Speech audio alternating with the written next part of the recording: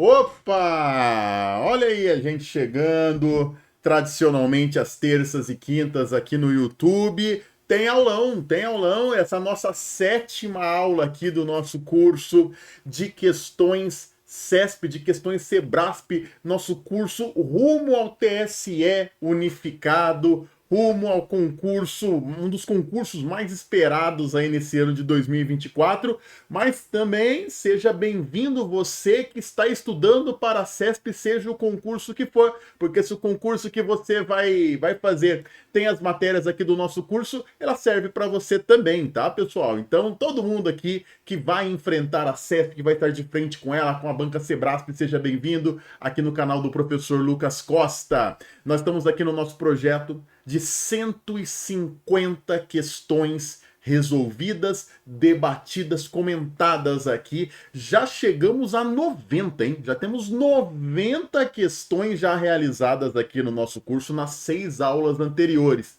Poxa, professor, não sabia desse curso, cheguei agora, vi esse vídeo aqui essa semana que o YouTube postou. As aulas estão aqui no seu canal? Estão aqui no canal, tá bom? E aqui na descrição do vídeo tem o nosso grupo de WhatsApp, onde você entrando, você vai ter acesso a todos os materiais de apoio, com as questões que o professor utilizou, tá certo? Localzinho para comentário, tudo feito com muito carinho para você. Entra aqui no grupo do WhatsApp, clica lá, você vai entrar, é um grupo que só eu falo, fiquem tranquilos, não vai ter aquela, não vai encher a memória do seu celular não, tá? Lá vocês vão ter acesso aos materiais de todas as aulas, inclusive dessa, tá bom? Entre lá. E também o convite para você seguir o professor aqui no Instagram do professor, ó, Lucas Costa Informática, tá? Lá é o meio de contato direto com o professor. Além do que, é claro, o professor, né, sempre está contando que você está deixando aí seu like, que você que não é inscrito no canal está se inscrevendo, porque em nenhum lugar você vai encontrar um curso de 150 questões, um curso que já está indo para quase 7 horas de conteúdo aqui debatido e vai para mais de 10 horas de conteúdo aqui debatido de graça para você aqui no YouTube, então, tá certo? Se sintam muito bem-vindos aqui, então, de participar junto com a gente. E hoje nós já que a cada aula nós estamos escolhendo assuntos específicos para tratar, hoje nós estamos aqui na segunda parte do único assunto que eu dividi em duas partes até o momento, que é o assunto de segurança da informação. Vai ter um outro assunto que eu também vou dividir em duas partes. Esse é um deles, tá bom? Segurança da informação aqui para nós. Na aula anterior, foi uma aula dedicada um pouco mais aos programas maliciosos. Vimos lá os conceitos de vírus, worms, spyware, ransomware e tralalá, tralalá, tralalá. Hoje nós vamos focar em outros temas aqui dentro da matéria de segurança. Vamos falar sobre ferramentas de proteção, vamos falar sobre alguns tipos de ataques que não envolvem necessariamente programas maliciosos, vamos falar também de princípios básicos de segurança, tá bom? Então, vamos aqui hoje aparar outras arestas aqui nessa matéria, porque quem acha que estudar segurança é só saber o que é vírus e um ou outro programa malicioso está muito errado. Hoje eu separei 15 questões aqui que não são sobre programas maliciosos. Tá com material de apoio aí já? Pegou? Tudo certo? Se não, corre lá no grupo. Se eu não postei lá o material ainda dessa aula, porque geralmente eu posto, das aulas que eu faço, geralmente eu posto o material alguns dias depois, né?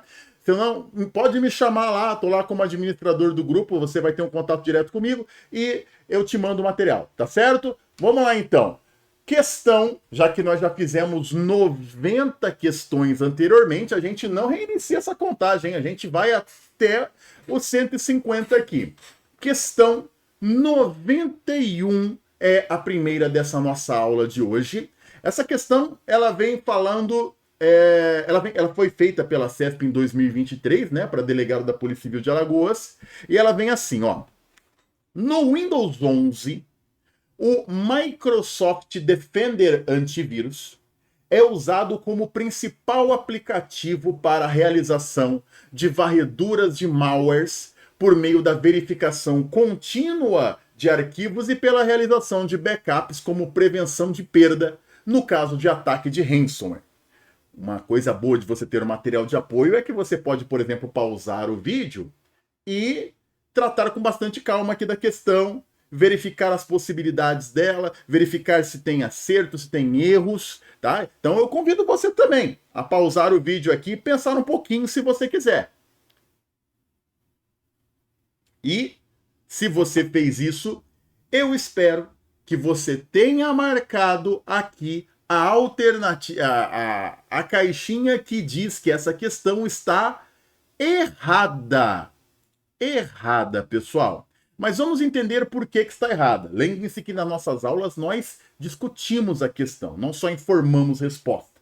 Viu? Você que é muito rapidinho aí, quer só saber se acertou, se errou e quer ir para a próxima, vai precisar de mais calma aí, tá, meu camarada? Porque aqui a gente entende por que a gente acertou e por que a gente errou. Primeira coisa é que essa ferramenta existe, né? Essa ferramenta tem, o Microsoft Defender tem não só no Windows 11, tem também no Windows 10, é uma ferramenta que é composta de antivírus, firewall e também algumas outros recursos de proteção, tá? Então tem, no nosso Windows é gratuito ali já, você não precisa pagar para ter este recurso. E ela sim é usada para fazer, entre outras coisas, a verificação de vírus, varredura de programas maliciosos, verificação dos nossos arquivos, sim. Só que não é uma ferramenta utilizada para realizar backups, tá? Isso aqui o Microsoft Defender não faz, tá? O Windows Defender não faz backups, ele nos protege, né, contra ameaças, mas backup não é a dele. Tá? Backup são outras ferramentas que vão fazer isso para nós. Por isso, por causa dessa segunda parte da nossa afirmação aqui, que a questão está errada. Tá bom? Até a parte do e pela realização de backups, até ali estava lindo. Dali para frente zoneou a questão. 91 está errada pra gente então, tá certo? Por causa desse detalhezinho aí. Vamos jogar a 92. Olha aí, ó. Olha outro concurso que eu tenho certeza que quando abrir edital, vai muita gente agradecer esse curso que o professor tem aqui no YouTube. Concurso do INSS. Vamos lá. Em 2022, no último concurso do INSS, e tremeu tudo aí porque tô batendo na mesa aqui. No último concurso do INSS, nós tivemos essa questão. Phishing é um tipo de invasão mediante o uso de software malicioso que torna inacessíveis os dados armazenados no equipamento no equipamento invadido, geralmente usando criptografia, no qual o agente invasor exige o pagamento de resgate para restabelecer o acesso do usuário aos dados. Gente, ó, a gente já teve essa conversa na aula passada. Se você já assistiu a parte 1, já fez as anotações, você vai lembrar que aqui nós temos aqui alguns termos e algumas expressões relativos a uma ameaça que a gente já viu na aula passada. Quando a banca fala que criptografar os dados, tornar inacessíveis os dados da máquina e principalmente exigir pagamento de resgate, não é phishing. Até porque phishing não é um programa, não é um software. Tá? Já está errado aí, né? Phishing, pessoal, é uma outra coisa, vamos deixar isso bem claro já. Mas essa questão aqui, ela está tratando do ransomware. Esse cara que está sendo explicado na questão é o ransomware. O programa que pede resgate, o programa que bloqueia nossos dados e solicita resgate para a gente. Não é o phishing. O que é o phishing, professor? O phishing é uma técnica usada no mundo do crime. Todo mundo aqui acho que já foi vítima, pelo menos de uma tentativa, alvo de pelo menos uma tentativa de phishing, que envolve aquelas mensagens falsas que a gente recebe. Geralmente essas mensagens são por e-mail, né? Geralmente são mensagens por e-mail. Envolve mensagens falsas que a gente recebe, e nessa mensagem, a mensagem ela finge ser de uma organização, de uma instituição. Às vezes a mensagem finge ser de um banco, às vezes a mensagem finge ser da Receita Federal, finge ser do governo, falando que sua conta bancária vai ser bloqueada, que seu benefício vai ser cortado, que seu CPF vai ser bloqueado e que você tem que clicar num determinado link ali para que você possa atualizar seus dados. Só que esse link é um link falso, né? Esse link é um site falso que vai depois lá pedir seus dados lá e se a pessoa não prestar atenção, ela vai informar dados bancários, senha. Este é o phishing, a tentativa de roubo de dados através de um processo que começa com mensagens falsas, atraindo para um ambiente falso e a tentativa de roubo lá então. Não tem nada a ver com o que a questão está propondo, tá certo? Então está errada a 92. Vamos à 93. Na área da segurança da informação, o termo smishing refere-se a vírus especificamente projetados para infectar smartphones com sistema Android ou iOS e com isso prejudicar o uso do aparelho e roubar informações do usuário. Mais um desafio aqui para vocês, minhas crianças. Mais um desafio aqui para você poder pausar o vídeo e com muita calma depois dizer se você considera certo ou errado o que está aqui. E eu estou contando que você está fazendo isso com muita calma, analisando, né? Aqui a gente, além de treinar questões, treina o nosso comportamento diante da questão, né? Eu só não vou ficar fazendo uma pausa de 1 minuto a cada questão aqui, porque senão o vídeo vai ter 2 horas, né? A gente confia que se você precisa pausar, você pausa aí. Gente, vocês entenderam o conceito de phishing na questão anterior? O lance das mensagens falsas, que levam para um ambiente falso, tal. O smishing, descrito aqui nessa questão, é um tipo de phishing. Até porque os nomes são bem próximos, né? É um tipo de phishing. Só que é o seguinte, o que é especificamente o smishing? É um phishing que começa com uma mensagem falsa, só que essa mensagem ela é por SMS. É quando você recebe um SMS falso, visando uma instituição e tentando levar você para um ambiente... Eu recebo direto, tá? Eu recebo direto aqui no meu celular falando que fizeram um Pix da minha conta, que eu tenho que clicar ali num link ali, ou ligar no telefone que está ali na mensagem para eu passar meus dados e confirmar se sou eu mesmo e tudo mais. Eu recebo direto. Mas os caras são orelhudos também, viu? Os caras mandam para mim esses SMS sempre dia 20, dia 25. Aí eu nem ligo, velho, porque essa época do mês já não tem mais nada na minha conta. Você coloca lá que fizeram um Pix da minha conta, eu já não vou acreditar. Tá? O saldo tá zero, não tem jeito. Se manda essa mensagem ali pelo dia 5, pelo dia 10, dá um friozinho na barriga. Lógico que depois a gente acalma, né? Mas no final do mês não adianta mandar essa mensagem que eu nem acredito. Então é um phishing realizado por mensagens de SMS, ok? E não é muito o que a questão está falando aqui, né? Não é muito o que a questão está descrevendo aqui. Vírus especificamente projetados para... Não, gente.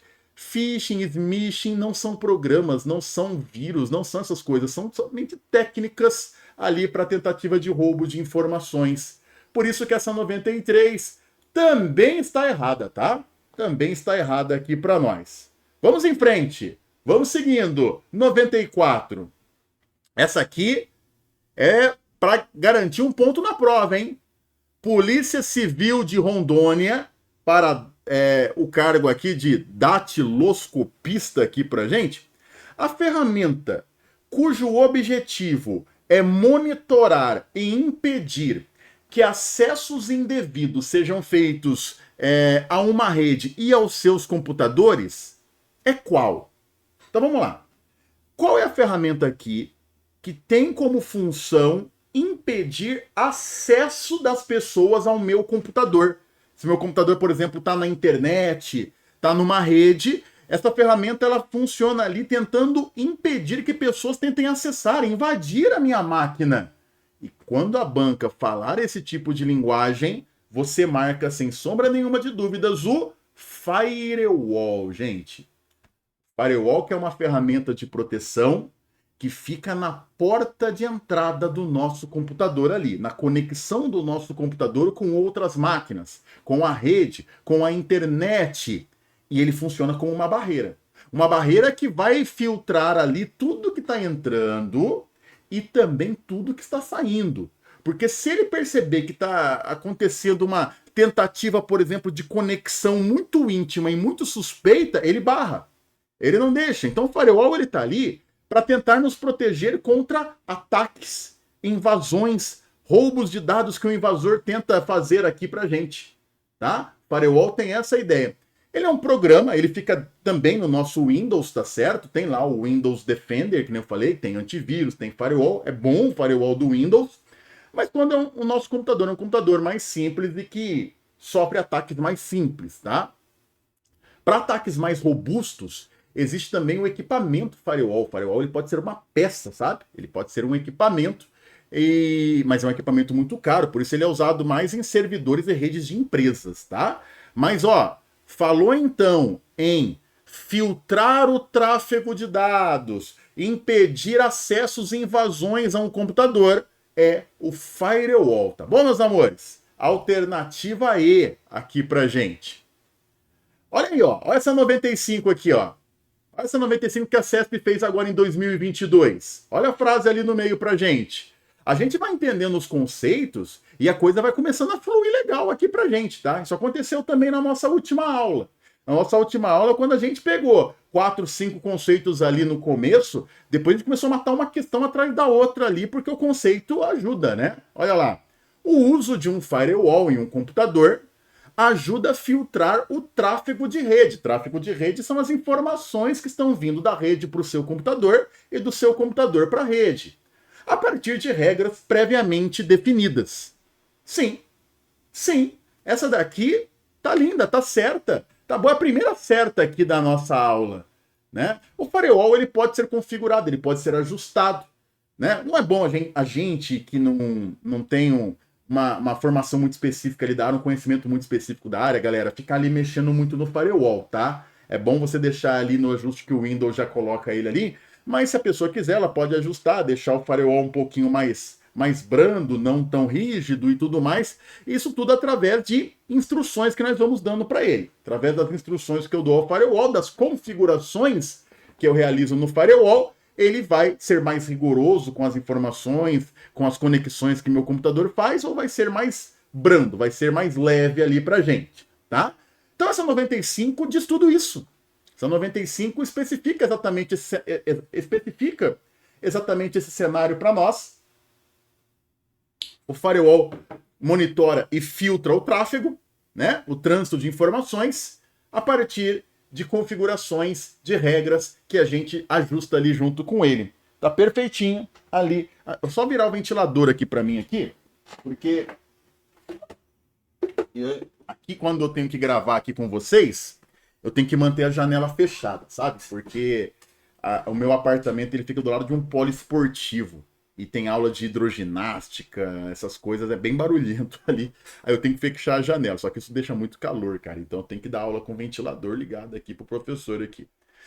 Vamos lá. 2022, a CESP perguntou para auditor do estado do Espírito Santo lá. Olha só, concurso grande, questão grande. Essa questão aqui é difícil. E é por isso que eu separei ela para a gente poder ter um papo bem bacaninha aqui, ó. Vamos lá. Farming é o ataque em que são alteradas as informações de endereço armazenadas pelos provedores de serviço de internet para agilizar a navegação web, com o objetivo de redirecionar o usuário para uma página web falsa. Eu vou fazer o seguinte, eu vou gerar um slide em branco aqui, só para fazer um comentário rápido aqui sobre o farming aqui, porque ele precisa de uma noção bem bonitinha de uma parada aqui que nós vamos conversar aqui, tá? Ó, pronto, vai aparecer um slide em branco para vocês aqui, tá bom? Olha só, esse aqui é o seu computador, né? Que vai tentar acessar um determinado site. Eu vou fazer uma explicação bem rápida aqui, porque a ideia aqui não é teorizar demais. É só responder a questão com uma base teórica suficiente, né? Não é se debruçar completamente na teoria. Toda vez que você tenta acessar algum site na internet, toda vez que você tenta acessar alguma página na internet, você não vai diretamente para... Você digita lá o endereço do site lá no seu computador. Você não vai diretamente para esse site, para esse servidor. Seu computador antes se conecta com um servidor que fica aqui, chamado servidor DNS. O DNS.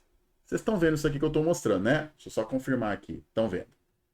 Tá? Você sempre vai fazer uma paradinha antes no DNS, porque o DNS é que detém o catálogo de endereço de todas as páginas, a localização dos servidores, dos computadores na internet. Explicação bem por cima mesmo, tá? Tem um bom candidato tem que saber mais coisas sobre o DNS, mas não vou. Ele não é o tema da questão aqui agora, então não vou. Então, o DNS que vai te direcionar para o servidor que você quer alcançar, para o site que você quer ir. Então, por exemplo, você quer acessar a página do Itaú. Você digita aqui www.itaú.com.br, passa pelo DNS, o DNS identifica onde está o site do Itaú, o servidor do Itaú, e te leva para lá. Você sempre passa por esse cara. Um serviço de redirecionamento de informações. No que consiste o farming? O farming consiste em atacar um DNS. Os criminosos, eles atacam um DNS, inserem nele um monte de informações falsas, a gente chama isso de envenenar o DNS, para que, quando você pedir para acessar a página do Itaú, em vez do DNS te direcionar para o site certo, o site te direciona para um site falso. Para um site falso aqui para gente. Isso foi culpa de quem? De ninguém. Porque você pediu para digitar a página do Itaú certinho. Você fez certo. O cara que te direciona para o caminho certo tá com informações erradas, né? Plantadas pelos criminosos ali e infelizmente está direcionando para o site falso. Se a pessoa não tiver um olho muito vivo ali no site, vai acabar inserindo também informações falsas ali. Este é o farming. Este é o envenenamento de DNS, pessoal. Agora vamos voltar na questão para ver se ela fala isso. Olha lá, ó. É o ataque em que são alteradas as informações de endereço armazenadas pelos provedores de serviço. Esse provedores de serviço é o DNS, tá? Para agilizar a navegação web, com o objetivo de redirecionar o usuário para uma página web falsa. Então, pessoal, ele poderia mencionar aqui o DNS, mas não está errado o que está sendo falado aqui, tá, pessoal? Essa questão aqui está certa, tá? Essa aqui é uma definição bem agradável sobre o farming.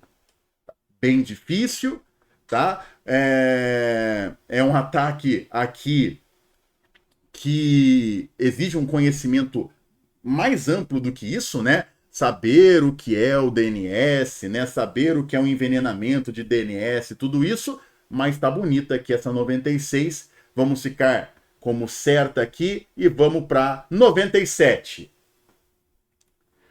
Assinale a opção que apresenta o tipo de backup usado como referência para os demais.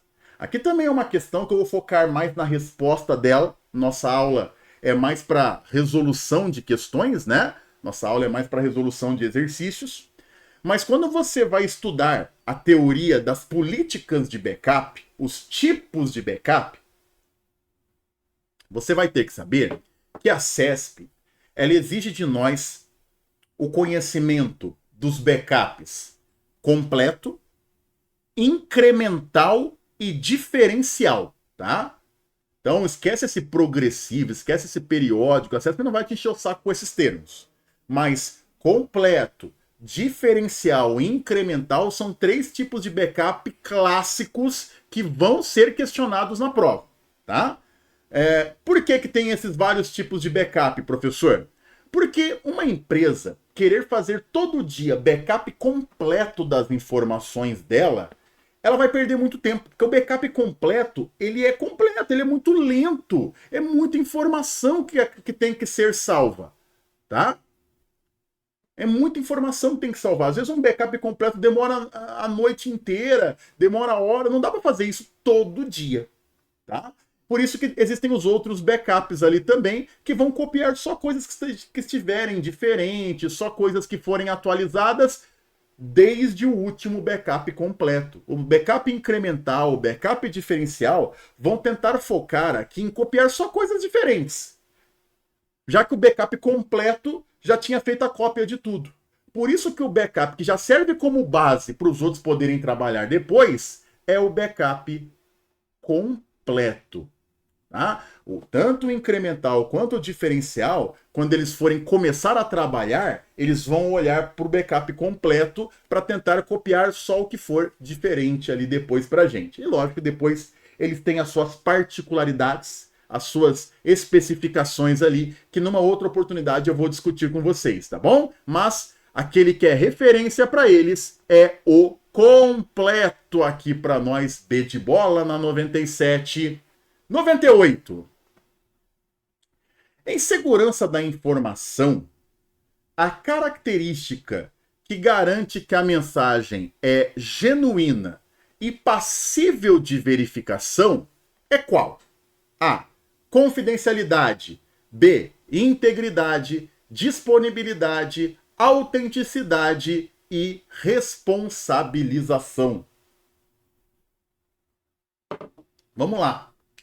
Aqui é uma questão que não fala sobre computadores, não fala sobre ataques, fala sobre princípios básicos de segurança de uma informação. São termos, são expressões que defendem a informação de uma certa forma. E cada palavrinha aqui, tirando essa última, responsabilização não tem. Cada palavrinha aqui defende a informação contra algum tipo de procedimento errado a respeito dela. Por exemplo, a confidencialidade. A confidencialidade, vai anotando com calma, tá? Eu vou falando um pouquinho mais rápido para o vídeo render, mas eu falo, você pode ir pausando, porque tudo que eu falar aqui é muito importante, tá? Ó, eu vou dar a resposta da questão aqui, nessas explicações que eu vou dar. A confidencialidade é o princípio que defende que uma informação só pode ser vista por quem tem autorização. Né? Uma informação confidencial, ela não pode ser vista por qualquer pessoa, só por quem tem autorização, certo? Conceito da integridade. A integridade significa que uma informação só pode ser alterada, mexida por quem tem autorização. Diferente de ver agora. Mexer, alterar. Ok? C. Princípio da disponibilidade. O princípio da disponibilidade defende que se uma pessoa, se um órgão tem direito a ver uma informação, ela não pode ser negada. Ela não pode ser omitida, ocultada dessa pessoa. Tá? Então você vai num banco para pedir seu saldo bancário e o banco te nega a oferecer seu saldo bancário, sendo que você tem direito de ver, está ferindo o princípio da disponibilidade. Princípio da autenticidade. Pode ver que nada do que eu falei aqui está batendo com o enunciado até agora, né? Princípio da autenticidade. Defende que uma informação consegue ser reconhecida por aquele órgão que a gerou. Né? Que aquele documento, eu consigo comprovar ele naquele órgão. O que, por exemplo, seria contra o princípio da autenticidade?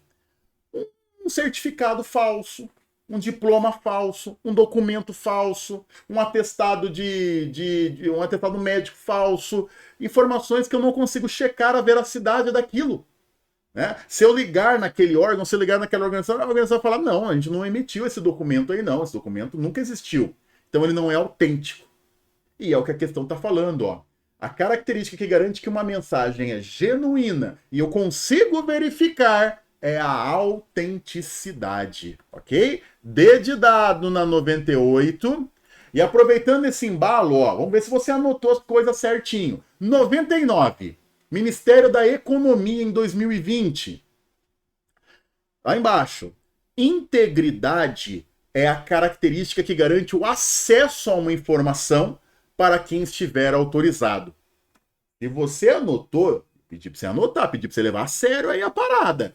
Compara com a sua anotação e vê se essa frase está certa com o que eu disse anteriormente. E a frase é não. Tá? Porque quando a gente fala garantir o acesso à informação, a ver uma informação, a ter acesso, eu estou falando da confidencialidade. Integridade significa que eu garanto que uma informação só pode ser alterada para quem estiver autorizado. 99 errado. Aqui, para estar certo, teria que estar escrito confidencialidade aqui. Tá? E olha que marco importante, que orgulho que eu estou de fazer parte desse projeto junto com vocês, pessoal. 100 questões CESP sendo resolvidas neste momento. Que maravilha, cara. Que feliz que eu tô aqui. Que momento marcante. Mas ainda vão faltar 50, então nós não vamos parar. Mas eu queria dividir essa felicidade com vocês, tá? É um projeto bem desafiador, pessoal. Ter que administrar tudo isso junto com as aulas e materiais e demandas que o professor acaba tendo de diversos preparatórios e dos próprios alunos mesmo, né? Mas a gente está conseguindo cumprir com isso. Estou muito feliz mesmo. Agente penitenciário lá do governo de Alagoas. Olha lá. Um usuário que tem instalado em seu computador um antivírus e um anti-spyware, ele pode substituir eles por um firewall pessoal, sem prejuízo à sua segurança, porque esse aplicativo possui recursos que eliminam tanto vírus quanto bloqueiam adware. Adware são programas que ficam gerando propaganda chatas, tá? Pessoal, aqui é uma frase que a CESP, não só a CESP, todas as bancas insistem nesse tipo de afirmação muitas vezes.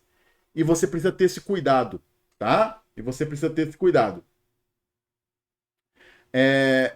Antivírus e firewall são mecanismos diferentes de proteção que fazem coisas diferentes.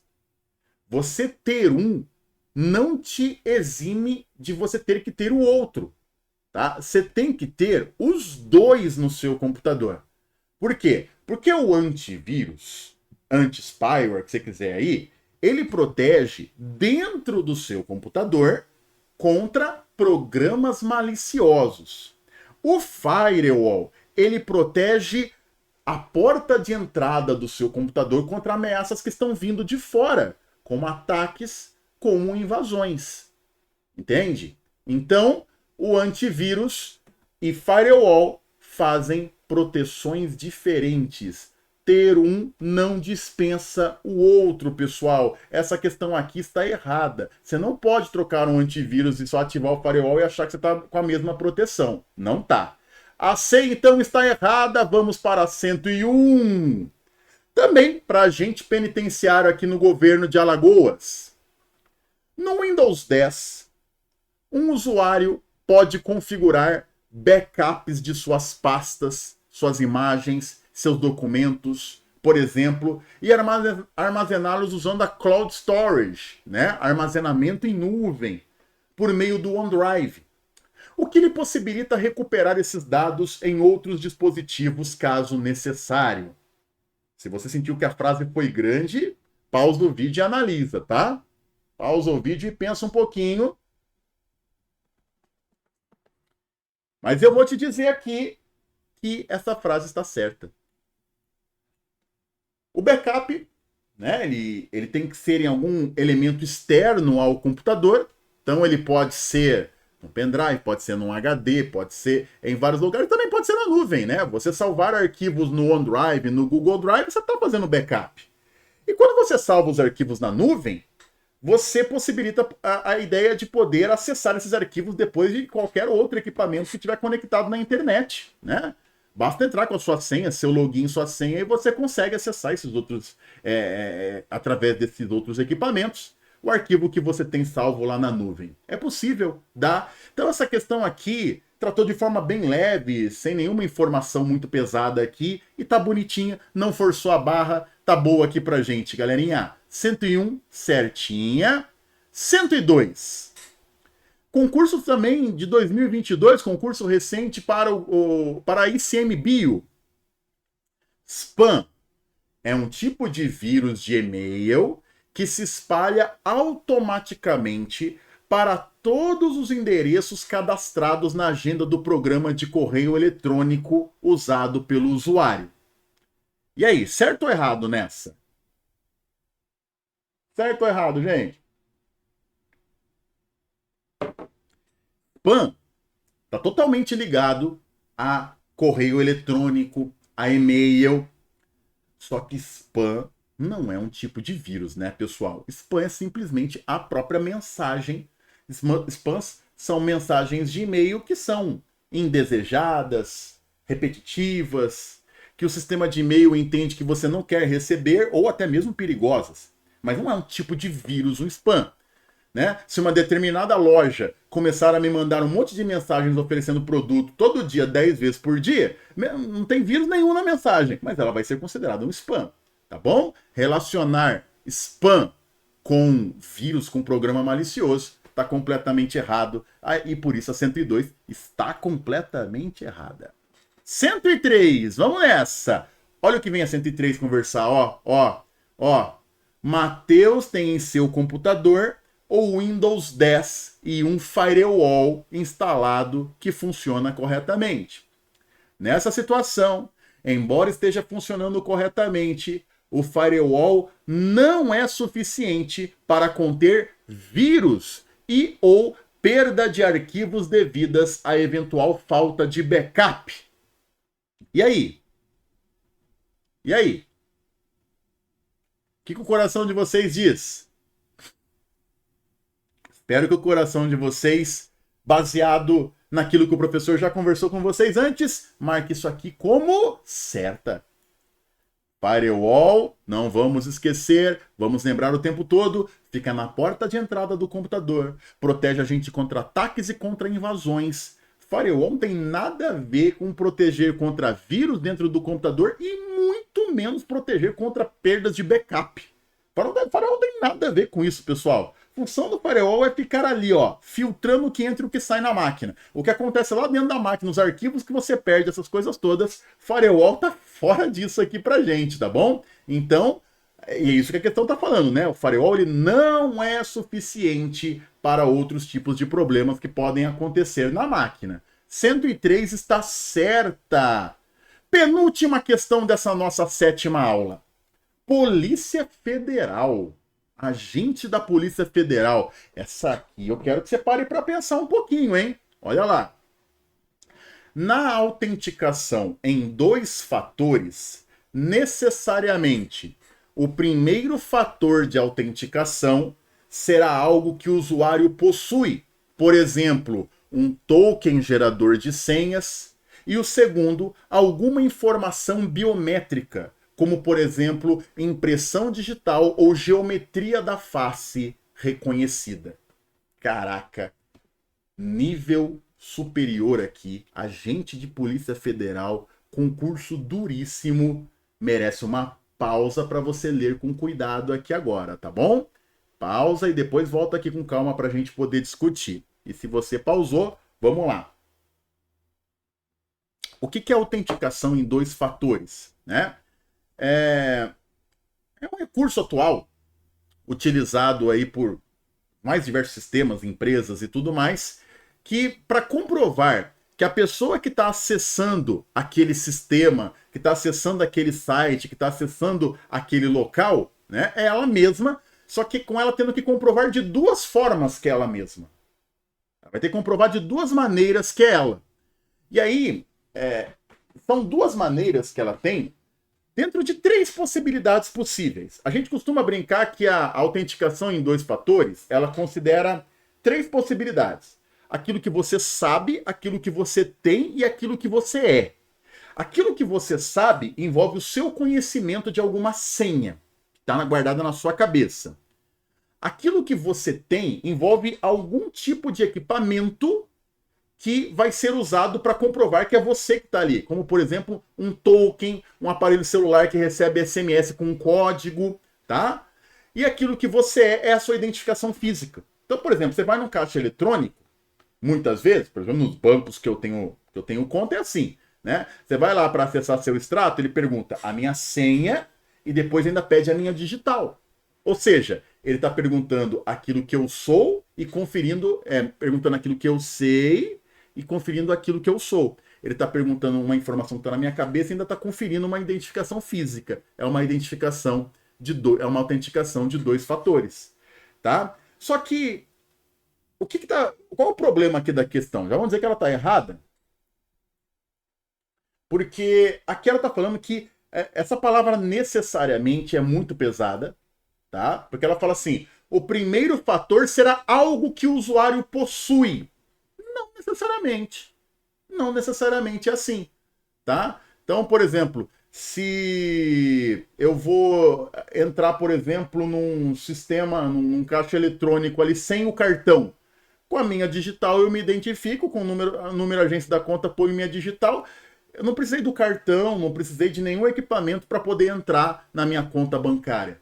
Então, não é necessário que a primeira coisa que um sistema peça é algo que eu possua. Pode ser uma senha, algo que eu sei, pode ser uma identificação física, algo que eu sou. Tá certo? Então, a ordem com que as coisas são perguntadas não tem uma ordem que tem que ser cravada. Primeiro é sempre a senha, ou primeiro sempre a identificação física. Não, não. Vai de cada sistema, vai de cada local. Tá bom? Por isso que essa questão tá errada. Ela falou que primeiro, antes de tudo, tem que ser algo que o cara possui. Não, não, não, não. 105. Última questão da nossa aula. E é uma questão de um TRE, do TRE da Bahia. Olha lá, ó. O procedimento usado para atribuir integridade e confidencialidade à informação, de modo que mensagens e arquivos trocados entre dois ou mais destinatários sejam descaracterizados, sendo impedidos de leitura ou acesso ao seu conteúdo por outras pessoas, é denominado o quê? Então vamos lá, ó. Vou resumir numa linguagem mais da roça aqui para vocês, tá certo? Qual que é o procedimento que deixa uma informação confidencial, não deixa as pessoas nem verem, nem mexerem naquela informação, impedem a leitura, impedem o acesso para não causar nenhum tipo de prejuízo àquela informação? Qual que é o mecanismo que ajuda a fazer isso? E eu espero, para a gente terminar mais essa aula linda aqui minha com vocês, que você tenha marcado a criptografia. Criptografia é a ciência de codificar informações, de pegar uma informação e transformar num código. Quando a gente fala que a informação está criptografada, ela está codificada. E por que a gente codifica uma informação, professor? Para pessoas que eu não gostaria que vissem, para elas não, realmente não verem a informação, né? Não terem acesso a essa informação. A gente criptografa exatamente porque se essa informação circular por aí, se alguém tentar roubar, mesmo assim não vai ter acesso. Tá bom? A criptografia protege as pessoas de verem e, consequentemente, protege também as pessoas de mexerem naquela informação. Mas a gente vai ter outros debates sobre a criptografia em outros momentos, tá? Para você poder enfrentar a CESP, tem que conhecer o que é uma criptografia simétrica, assimétrica, o que é uma chave pública, uma chave privada, e a gente vai ter outras oportunidades. No curso do professor, por exemplo, completo de informática e que inclui também a matéria de segurança, eu trago todo esse debate lá para que todo mundo possa entender bem, tá certo? Se tiverem dúvidas, é só entrar em contato com o professor aqui pelo Instagram, tá certo? E não esqueça de entrar aí no nosso grupo do WhatsApp também, onde o professor também tem uma comunicação direta com vocês lá, tá bom? Muito obrigado pela sua participação, pela sua audiência. Espero que tenha gostado. Se gostou, comenta aqui embaixo também nos comentários do vídeo. Gente, encontro vocês na aula 8 em breve, na próxima semana. Até lá. Tchau, tchau.